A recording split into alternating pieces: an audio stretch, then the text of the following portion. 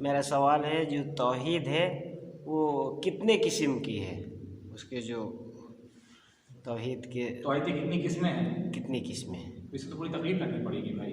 ये ऐसे शॉर्टकट में तकलीफ कर सकते हैं। सही तौर पे बता दूं। हाँ बता दें, आप रिकॉर्ड या करना। रुबूबिय्या, अस्मा व सिफ़ात, इसका हक अदा नहीं होगा, हक अदा नहीं होगा, इसका नहीं, खयानत हो जाएगी।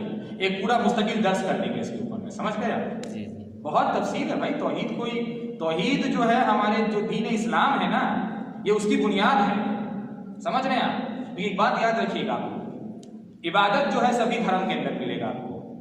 इबादत हर धर्म के अंदर है, क्रिश्चियनिटी में इबादत है, बल्कि उनके यहाँ तो कुछ सिस्टम भी है नमाज का। बल्कि एक रिवायत ऐसी है कि एक असहाब में से कोई एक दाखिल हुआ यहूदियों के माबद में, कहा कि तो हमने देखा कि हमारी ही तरह नमाज है, तो कुछ नमाज का सिस्टम भी उनके पास है, उनके यहाँ सदका और खैरात भी है। बल्कि अगर आप देखा जाए तो सदका और खैरात के मामले में वो हम ज़्यादा दिख के आते हैं। ये मदद टेरेसा वगैरह का जो काम होता है, देखते हैं आप लोग, दिख के ज़्यादा आता है उनका काम। तो उनके यहाँ भी कुछ ज़ियारतें हैं, उनके यहाँ भी उनका हिसाब का हज, इबादत उनके पास सब है। खालिस चीज़ क्या है इस्लाम में? इस्लाम को जो चीज़ बाकी धराइन मज़ाहिब फिक्र से अलग क्या बनाती है, वो है तौहीद। समझ गए? हमारे यहाँ अल्लाह ताला की तौहीद, उसकी वहदानियत का वो कॉन्सेप्ट है, वो आइडिया है, वो अकीदा है, जो बाकी किसी धर्म में आपको नहीं मिलेगा। अब कोई ये कहता है कि तौहीद इस धर्म में भी उधर नहीं, तो बहुत बड़ा वो झूठ बोल रहा है। इस्लाम की खुसूसियत यह है कि तौहीद हमारे पास है। इस्लाम का जो एक रब का तसव्वुर जो है, एक अल्लाह, उसको वहदहु ला शरीक माना, इफराद अल्लाह भी तौहीद है, इफराद अल्लाह भी अस्मा व सिफ़ात है, इफराद अल्लाह भी रुबूबियत है। अल्लाह ताला को उसकी रुबूबियत में एक किया जाए, उसकी उलूहियत में एक किया जाए, उसके अस्मा व सिफ़ात में एक किया जाए। इसकी पर बहुत तफसील से बताना पड़ता है। ये हमारे दीन का असास, बुनियाद कह लीजिए कि ये वो बुनियाद, इस पे इस्लाम का पूरा जो इमारत तैयार होती है। ईंटें जो इस्लाम की हैं, वो ईंटें आपकी नमाजें हैं, इबादत है, सदका और खैरात है, नेक अमाल है, माँ बाप की फरमाबरदारी करना हुआ, सिले रहमी करना हुआ, रास्ते से पत्थर हटाई, सब ईंटें हैं जिससे ये तैयार हो। लेकिन जो असल बुनियाद है, जो हट जाए, जो बिल्डिंग बह जाएगी, वो तौहीद है। समझ जाइए इसको, समझ गया? इसकी बहुत सारी मिसालें। मैं एक चीज आपने पूछा था, एक मिसाल देता हूँ बाद, उसके बाद फिर मौजू पे आ जाएंगे। मेरे भाइयों देखिए, तौहीद कितना अहम है, इसको समझना कितना ज़रूरी है, इसकी एक मिसाल मैं देता हूँ आपको। अल्लाह के नबी अलैहिस्सलाम का वफ़ात हो गया, इंतकाल हो गया मदीने के अंदर में। क्या गम का आलम था, क्या तकलीफ टूट पड़ी मदीने वालों पर। हज़रत उमर इब्न ख़त्ताब रज़ियल्लाहु तआला अन्हु, इतना गम उन पर तारी हुआ, इतना गम तारी हुआ। अलैहिस्सलाम व रहमतुल्लाह, मतलब वो तलवार निकाल के घूम रहे हैं, तलवार निकाल के घूम रहे हैं। कहने इस उम्मत में मुनाफिक निकल आए हैं। कौन कहता है नबी मर, जो कहता है कि नबी मर चुका है, मैं गला काट दूंगा उसका। गम तारी हो गया उनके मन में। लेकिन वहीं पर एक हज़रत अबू बकर सिद्दीक़ सईदा आयशा के हुजरे में रसूलुल्लाह सल्लल्लाहु अलैहि वसल्लम के जो आखिरी अय्याम गुजरे हैं, क्या खुश नसीबी है सईदा आयशा की। देखिए, बात से भटक जाना, आपने बात ही छेड़ दी है इसकी। क्या खुश नसीबी है हमारी माँ की, अल्लाह ताला हमारी माँ पर रहम करे, सईदा आयशा की, उम्मुल मोमिनीन की, कि उनके हुजरे मुबारक के घर के अंदर रसूलुल्लाह के आखिरी अय्याम गुजरे। और क्या उनकी खुश नसीबी कि उनके कांधे पर सर रख के जो चंद आखिरी अय्याम थे, जो लम्हे थे रसूलुल्लाह के, वो कैसे बैन नहरी वक्तहा, उनके कांधे पर, सीने पर सर रख के रसूलुल्लाह के आखिरी अय्याम गुजरे हैं। क्या खुश नसीबी है हमारी माँ की। तो बहरहाल, तो उनका हुजरा था, तो उनके हज़रत अबू बकर सिद्दीक़ अपनी बीवी के पास जगह सुन एक जगह है मदीने में, वहाँ पर थे। जब ये पूरा वाक़या पेश आया तो उन्होंने फिर कहा कि जाओ मेरे बाबा को बुला के ले आओ, जाओ मेरे बाबा को बुला कर, अबू बकर को बुला के ले आओ, खबर दे दो उनको कि रसूलुल्लाह अब नहीं रहे। अबू बकर सिद्दीक़ आते हैं, देखते हैं कि उमर इब्न ख़त्ताब ने बहुत बड़ा वहाँ पर हंगामा कर दिया है। अब ये मोहब्बत है, ये मोहब्बत थी, बर्दाश्त नहीं हो पाया। ये खबर कैसे बर्दाश्त हो जाएगी? हम जैसे लोग, हमारा अपना कोई तो चला जाता है तो हम क्या रिएक्ट करते हैं? ये तो सय्यदुल अंबिया वल मुरसलीन है, और ये वो लोग हैं, ये वो जमात है जो नबी करीम को देखा अलैहिस्सलाम, उनके लिए कुर्बानियां दी। एक इशारा किया, उमर इब्न ख़त्ताब ने अपना आधा माल लाकर रख दिया, और अबू बकर सिद्दीक़ ने पूरा लाकर रख दिया, जाने बिछा दी, लेट गए, कुर्बानियां दी। तो इन पर क्या बीता होगा, सोचिए। तो गम बर्दाश्त नहीं होगा। अबू बकर सिद्दीक़ आते हैं।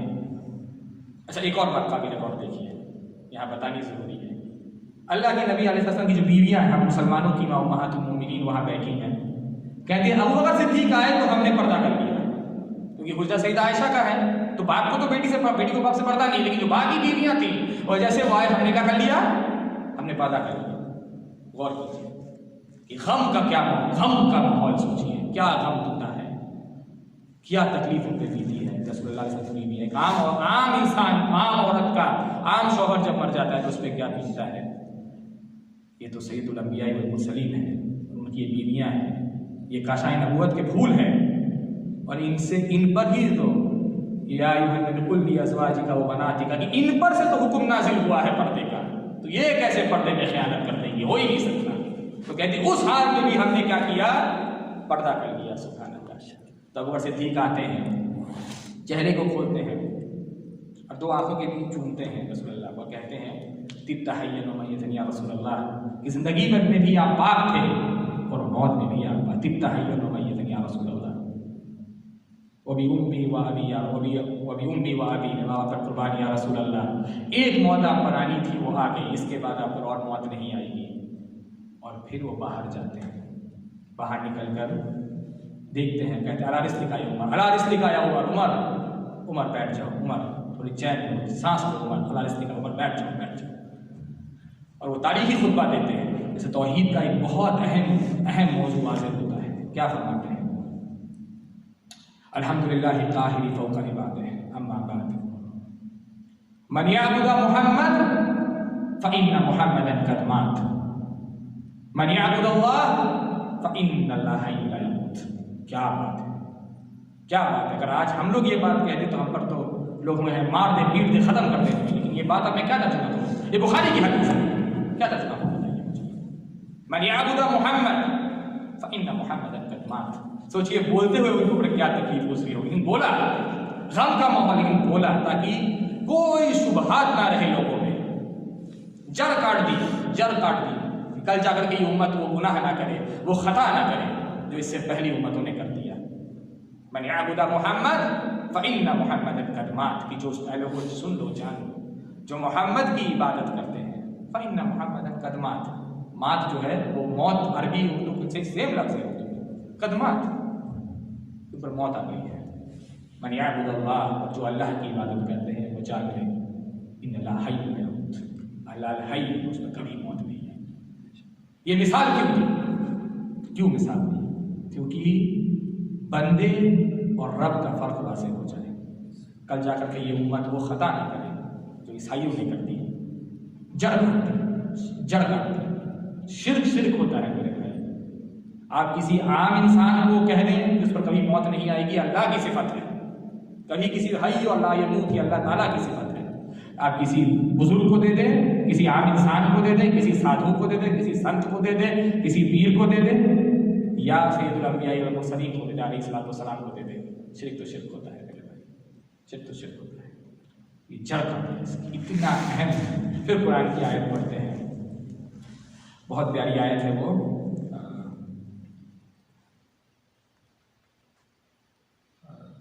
देखिए अभी जज्बाती हो गया आपसे पहले भी मतलब हाँ वो मतलब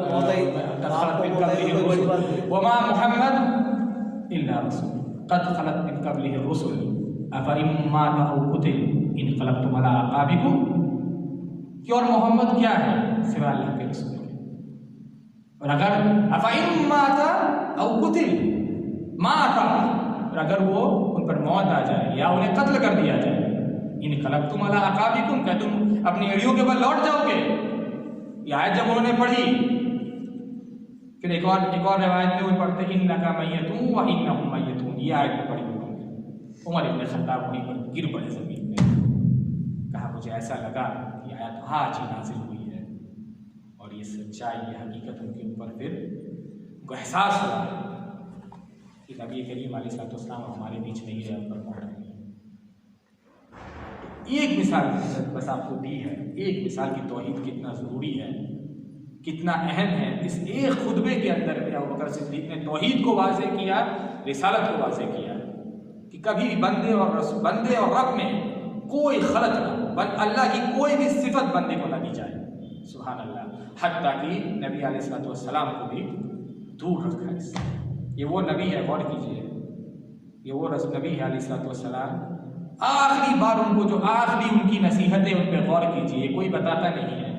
जो आखिरी नसीहतें चंद एक जो दिनों में लास्ट उनके जो कुछ दिन थे उनकी नसीहतों पे गौर कीजिए कि देखिए इंसान जब वसीयत करता है, जो उसकी आखिरी वसीयत होती है वो उसकी पूरी जिंदगी का सरमाया होता है, summary of his entire life. तो आखिरी अय्याम में क्या बोला है उन पर जरा गौर कीजिए। वो क्या कहते हैं? वो कहते हैं अल्लाहुम्मा ला तजअल कब्री वस्ना युअबद, अल्लाहुम्मा ला तजअल कब्री वस्ना युअबद। अल्लाह मेरी कब्र को तू वसन, कहते हैं मूर्ति को, जानते हैं? कभी आपने शायद हदीस नहीं सुनी हो, है ना? कितनी गहराई में इसमें गौर कीजिए। अल्लाहुम्मा ला तजअल कब्री वस्ना युअबद, अल्लाह मेरी कब्र को तू वसन, मूर्ति बनने मत देना। वसन कहते हैं मूर्ति को, वसन अवसान, सनम असनाम। हमारे यहाँ जाहिल लोग, हमारे इंशाअल्लाह हिदायत है, उनको सनम नाम रख देते हैं। सनम का मतलब अरबी में मूर्ति होता है, पता है आपको? सनम ये असनाम जमा, तो सनम पता नहीं कैसे लोग तो वैसे वसन और अवसान कहते हैं मूर्ति को, वसना यौबत। उसको कोई मूर्ति बनने वाले इसकी इबादत की जाए, मूर्ति की मिसल बनना बने। अब ये क्यों कह रहे हैं आप गौर कीजिए। एक और रिवायत में अल्लाहुम्मा ला तजअल कब्री ईदा, ईद कहते हैं अरबी में, ईद जो होता है ना, ईद कहते हैं जो चीज पलट के आए। अगर आपको अरबी में किसी को बोलना है ना भाई जरा रिपीट करो, तो क्या बोलते हैं? ईद, ईद, ईद। तो ईद बोलते हैं पलट के आने वाली चीज को, जो रिपीट होता है। तो ईद जो घूम के आती है साल में, तो उसको कहता है ईद। तो कहा अल्लाहुम्मा ला तजअल कब्री ईद, अल्लाह मेरे कब्र को तो ईद की जगह बनने में, जहां लोग पर पलट के आए, पलट के आए। और दूसरे में क्या गहराई वाली बात है अलैहिस्सलाम, अल्लाहुम्मा ला तजअल कब्री ईद, अल्लाहुम्मा ला तजअल कब्री वस्ना यौबद, इसे तू वसन बनने मत दे, मूर्ति बनने मत दे। क्योंकि अगर आप गौर करेंगे क्या बात है, सुभान अल्लाह। आज जो अमल, अगर आपने कभी मूर्तियों को देखा है, मंदिरों को देखा है, जो अमल मूर्तियों के साथ मंदिरों में होता है, बेआईनी वही काम जो है कब्रों पे किया जाता है, कोई फर्क नहीं। वल्लाह मैंने अपनी आंखों से देखा है। जो धागा, लाल रंग का धागा जो अजमेर शरीफ में दिया जाता है, हूबहू वही धागा वैष्णो देवी के अंदर भी देते हैं लोग, वही लाल रंग का धागा होता है। आपने गुनाह जाहिर नहीं करने चाहिए, लेकिन मैंने देखा है अपनी आंखों से। मतलब वो जो लोग अजमेर में देखे ना, एक सिरनी मिलता है, तो सिरनी कहते हैं उसको, सेम वही। आप अजमेर के आसपास जितने ही मंदिर है रास्ता, सब सेम वही चीज मिलती है। तो ये जो आमाल देखिए, जो आमाल एक मूर्ति के साथ की जाए, तमाम के तमाम, और ये रसूलुल्लाह अलैहि वसल्लम ने पहले ही वाज़ेह कर दिया था। उस वक्त शायद समझ में ना आया, कब्र की मिसाल क्यों दे रहे हैं मूर्ति के साथ? कब्र की मिसाल, लेकिन देखिए अब हमारे सामने मिसालें हैं, ये क्या हो रहा है। कब्र के साथ जो मामला होता है वही काम। अब जब सैयदुल अंबिया वल मुरसलीन ने, प्यारे नबी ने अपनी कब्र के बारे में अलैहिस्सलातु वस्सलाम ने ये बात बोल दिया, दुनिया में और किसकी क्या हैसियत, क्या हैसियत, क्या उनके कब्र से बढ़ के किसी और की कब्र हो सकती है? जब उन्होंने वहां पलट के आने से मना कर दिया, उसे उसकी इबादत की वसन बनने से रोक दी, इसको इबादत की कोई मूर्ति बनने मत देना कह दिया, दुनिया में किसी और की कब्र की क्या हैसियत है? ये है तो आखिरी दिनों के अंदर में ये वसीयतें की हैं। एक और बात कही उन्होंने, लान अल्लाह यहूद वन नसारा इत्तखज़ू कुबूर अंबिया मसाजिदा, लानत हो यहूदी और नसारा पर कि जिन्होंने अपने अंबिया की कब्रों को मस्जिद बना दिया, इत्तखज़ू कुबूर अंबिया मसाजिदा। ये आखिरी दिनों की नसीहतें हैं। तो ये क्यों नसीहत करके जा रहे हैं? उनको पता था कि इनसे पहली उम्मतों ने ये जुल्म सितम किया है, सैयदना ईसा के साथ ये खयानत की है, उनके पैगाम के साथ ये खयानत की है। ये उम्मत भी कहीं इस फितने में ना पड़ जाए। तो ये चंद एक मिसालें मैंने दी हैं मेरे भाई, इंशाअल्लाह अल्लाह ने तौफीक दी, मौका मिला तो फिर ये इसको तफसील